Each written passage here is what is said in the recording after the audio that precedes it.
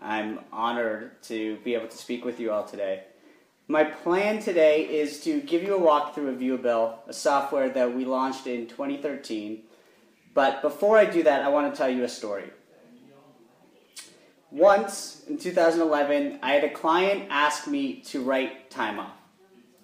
That's it. That's my story. I didn't say it was a great story. I didn't say it was a unique story. But it's a common occurrence, and it especially was when I was practicing. In fact, as you guys probably all know, we write off somewhere between 15 and 20% of our time. But what's interesting about this story is the part that I guess I haven't told you yet. And that is that I was able to reply to this client the way that every lawyer has probably wanted to reply to their clients. And essentially be able to tell my client that while they would like time written off, the answer is no. You see, at the time, I was running my own experiment. I did what anyone would do when a customer says that they don't have enough information to justify paying. I took a human approach. I started sending clients emails every day with the stuff that I was working on. I would explain what I was working on. I would explain what to expect over the next few days, progress on current projects. And what you're seeing here in these emails is, actual examples of some of those emails. And all of a sudden, clients started paying. Because what else could they do? They couldn't claim to be surprised about the workload. They couldn't question the amount of work I put in, because every day for the entire month, I was essentially forcing my clients to participate alongside me. And in doing so, they became conditioned to the amount that the invoice would eventually be. And this was not only empowering for the clients, for obvious reasons, it was empowering for the attorney, for myself as well. And going back to my story, my origin story, if you will, this process gave me the confidence and justification to respond to my client as follows. And I don't think most attorneys would reply this way, but I essentially told him where he could go. His response to this might be surprising. His response was, quote, "LOL, okay, makes sense." And that's when everything clicked for me. I realized at that moment that I can enhance my relationships by improving my communication. And I can build a better practice by building better communication tools. In early 2013, we launched Viewabill. It's essentially a maturation of the informal, labor-intensive email update process that I had been doing previously. It's a software that allows law firms to share pre-bill information with clients in real time. And whereas previously, I would do the work, I would record my time, and then email the client, and there's some back and forth in email. With Viewabill, the first two steps work the same, but then the time entries go to the client so that they can see everything on their own dashboard. That being said, the relationship aspects, the ultimate goal that I was driving at remains exactly the same. When we launched in 2013, as to be expected, it was met with fierce resistance. Above the Law, for example, posted a story about how Viewabill will encourage, quote, micromanagement. And the image that they coupled that story with was of a monster. Yes, actually of a monster. Law firms were offended almost by the idea of real time. Lawyers said the idea wouldn't work. They said the legal industry wasn't ready for it. They said it never would be, probably. They said that, clients don't need it, clients don't always know what's best for them. These types of excuses, or this type of pushback. But consider how the real world actually works. Can't you log in and see your credit card charges prior to the bill? And can't you hit a button on your phone and see whatever remaining minutes you might have left in your plan? When you get into a taxi, don't you spend the entire ride staring at the meter, trying to figure out if slower traffic or higher speed actually affects the total cost? I know I do. Why wouldn't the legal industry experience similar mutual benefits? It's certainly more expensive than those other activities, and it's certainly the first thing that people complain about or mention when somebody else mentions a lawyer. So it soon became clear, though, that the pushback that we had been receiving had nothing to do with the concept of real-time transparency. It was really about certain habits that the legal industry adopted over the past 50 to 60 years that seemed ingrained and irreversible. And lawyers started asking us telling questions, questions that say more about the industry's core problems than about anything else, really. What if, the kinds of questions they asked were like, what if too many mistakes are going to be shown? What if my time isn't accurate? What if we scrub our entries prior to invoicing? But the most common question, the most persistent question, and the most troubling question to the lawyers was, what if we don't record our time during the month? And to me, this was a crazy question, because how can it be that an attorney whose time is worth hundreds or thousands of dollars per hour, whose work is so complex and who is so intelligent that Fortune 500 companies put all their trust and hope in this person, how can it be that that person can't or won't accurately write down what happened during that day? Maybe most attorneys don't understand the importance of time entry. I think that's certainly the case. Maybe they don't understand that their actual time entries that they draft reflect and indicate their attention to detail, perhaps. Maybe they don't appreciate that assessing workloads on a month-to-month basis rather than in real time makes it impossible for anyone, not just the client, but the attorney, him or herself as well, makes it impossible for anyone to know what's going on. Or maybe they forget that later they won't remember what they actually did. What I think is for sure is that most attorneys don't realize the effect reconstructed time has on the bottom line of the firm. There have been a few studies on this. One study suggested that non-contemporaneous time entry on average costs between $25,000 to $40,000 per attorney per year. Another one suggests that entering time only monthly causes a firm to lose somewhere around 55% of their revenue. If the firm moves that to weekly policy of time entry, it's around 25%. And when a firm has a policy about contemporaneous time entry as a requirement, they experience 25 to 40% higher revenue than firms that do not. Today, most attorneys enter the time monthly. I know when I was practicing in a large firm, that's how it worked. Attorneys are overworked, and entering time it could be excruciatingly painful. But really, and this is what attorneys eventually understand, really it's about more than just bottom line and time leakage. When entries aren't accurate, clients tend to ask for arbitrary discounts. And who can argue with them? Nobody really has a solid grasp of what's going on. And it's perfectly valid for the client to ask for an arbitrary discount if the firm is willing to give it to them. At the end of every month, there's a seemingly random and arbitrary negotiation about time entries or about the invoice amount. And ultimately, this affects the relationship very negatively. And even if the client gets the benefit of time leakage, everyone loses the requirement of accuracy. Nobody has the ability to know what's actually going on. And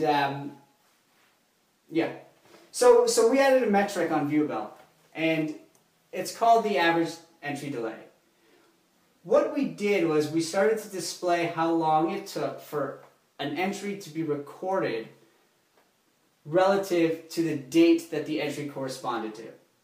And we wanted to see if behavior would change by making the negative behavior, this what we refer to sometimes as cramming, because they're cramming it in at the end of the month.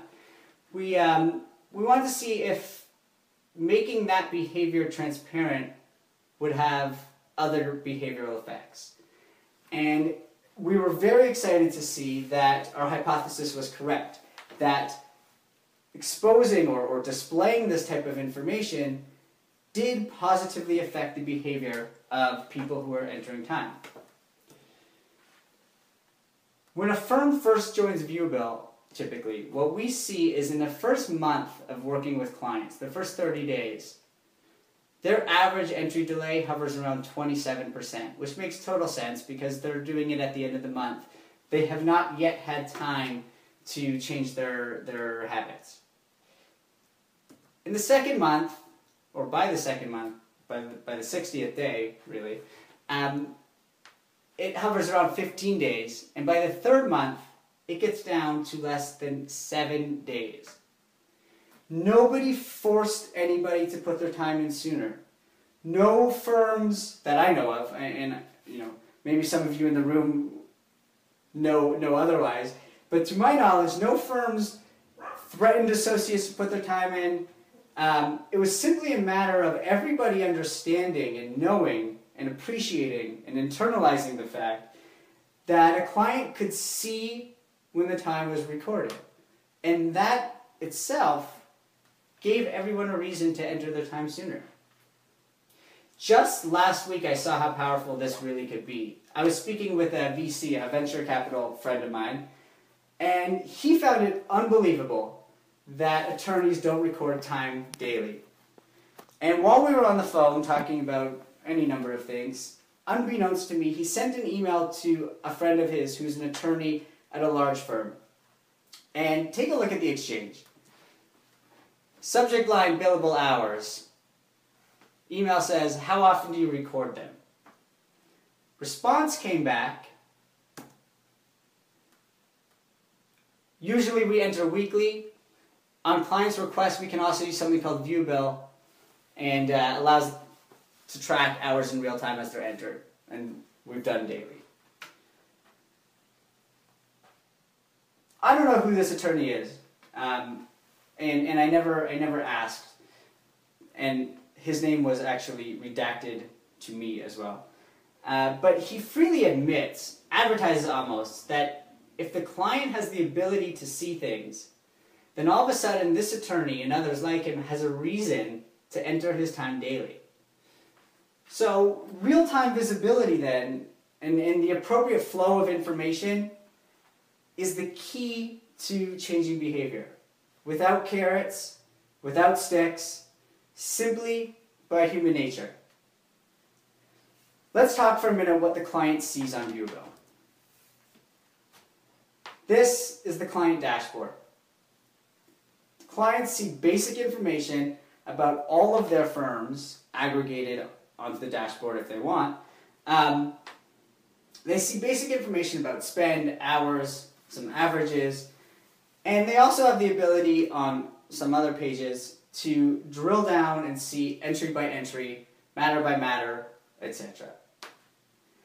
As a company, we started with client-focused analytics because that's how change is realistically spurred in the legal industry.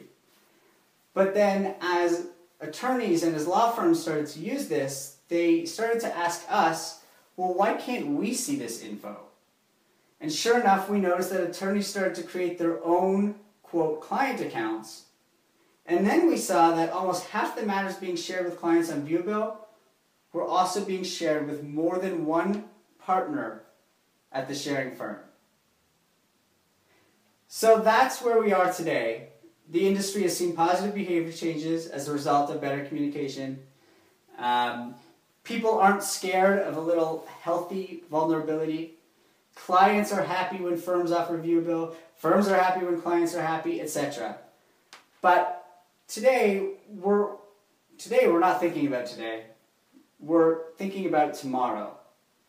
And we're thinking more specifically about project management. So what is project management? Is it planning? Maybe, to a certain extent. But planning is just another word for guessing. Is it about tracking? Maybe. But you can track an airplane online, doesn't necessarily mean you can do anything about it. In my opinion, project management is a mixture of planning and tracking, together with having the ability to make assessments quickly enough to actually make meaningful changes. It's a bit like walking in a heavy fog or in pitch black. You can plan your route before you go. You might know, on paper exactly what you're supposed to be doing. And you can track your route. You use a Fitbit, use GPS, fine. But you're still in the dark. And unless you have your arms out in front of you to give you some cushion, some leeway to change your course before you bump your face, you've set yourself up for disaster. So project management means real time. The problem, though, is historically law firms couldn't manage in real time because people weren't entering their time in any sort of routine basis. But what we've seen in the attorney-client relationship is that there is a way to get people to put their time in contemporaneously, and it's just a question of how should the information flow in order to positively affect that behavior. So we wanted to take this further. If simple transparency could do this much for attorneys and clients, two groups of people who are simultaneously so distrusting of each other's motives, yet so inherently trusting of each other's confidences and ability, what could happen if we enabled attorneys to manage attorneys this way? What if any lawyer at your firm could log in 24/7 and see all of their own activity, view KPIs on their own performance, evaluate their own progress against billable targets set by somebody else, set by a manager, set by a partner? Or what if those partners could log in? They could see their own time, they could manage their own behavior, but they can also see firm-wide metrics. They can manage discrete matters, they can manage combinations of matters, they can manage people. They could do everything that they need to do as both a timekeeper and as a partner and as an executive. I want to introduce to you, and this is the first time we've shown this stuff publicly. It's exciting for me. I'm sure it's not that exciting for members of the audience, but for the first time, I'm going to introduce to you what, in our view, real-time project management could look like for a law firm. This winter, we'll be releasing the natural evolution of Viewabill. It's a lightweight project management tool that will take the power of real-time information and put it in the hands of every attorney at your firm, whether it's a first-year associate, a 35-year partner, or paralegal. We tend to think of this concept as legal project management, but it's not. It's just people management. And I could say this as a former lawyer, but even lawyers are people. People management means simple ways to create budgets that might span timekeepers, matters, clients, tasks, or any combination thereof. It means setting billing targets for individuals or groups of individuals or teams to hit. But most of all, it means creating a system, sorry, I didn't mean to go there. It means creating a system that people will want to use and will understand how to use, and in doing so, helping your firm. So we want to keep it lightweight. We want to keep the statistics meaningful. So here's an example of something that we've come up with, the billing score. This is a type of metric where every element in the application could be rated using a simple and or customized formula that the firm chooses. Simple metrics such as entry velocity, average, and taking that real-time component and building estimated inventory widgets so that you understand how much you are not seeing based on what we think or what we assess as averages. Seeing things such as average spend per day or total spend or total billable spend per entry, how many words are in entries. The types of just simple metrics that anyone can understand and that anyone understands how they can improve things and what they're trying to do. That's what all of this is about. And I'm going to show you just a couple slides so you can see what I mean. This is an example of our Data Explorer pages. And what this is obviously the user has a dashboard, but in the Data Explorer area is where the user could explore the data and carve it up in any number of ways. On the top you see a scope, and what that scope is used to do is when the user is in here, they can create any combination or formula just by typing in client names, other attorneys, activity codes, whatever combination of objects they want, and scope all of the data accordingly. Get an overview of that universe, the activity, the trends, the matters, the timekeepers. And this is how we make it possible to simplify this hyper-complex data and these hyper-complex relationships. The ability to see simple trends such as spend, hours, entries. But not only that, how do they all relate to each other? Where's the story behind the spend, the hours, and the entries? Because they're all connected. Spend means hours, hours means spend, and together they're reflected on the entries. Certain trends about hourly rates or entry delay or entry amounts. But again, those are related to each other as well. So it's helpful to see how the hourly rate might be trending, but it's more helpful to see how it might be trending within the context of entry delay, so you can see how one affects the other, or how both of them, again, affect the average entry amounts. These are the stories behind the rote task of recording time. How do the matters relate to each other? How do they compare to each other? What visually is taking place? How do the people, the timekeepers, how do they tend to cluster, and what does that look like? Time entry, time recording, project management, it's not brain surgery. It comes down, at its most basic level, it comes down to rate, time, and entries. Everything at Viewabill boils down to one essential belief as well, and that is that we can challenge the status quo and strengthen relationships through the use of technology and innovation. But there's one more thing. And if you recall the story I started with about the client who asked for a write-off, my origin story, the openness and honesty that we created as an attorney-client would foster such a strong relationship, a partnership in that process, that 2 years later, we would actually build on that to become real partners, actual partners, and co-founders in Viewabill.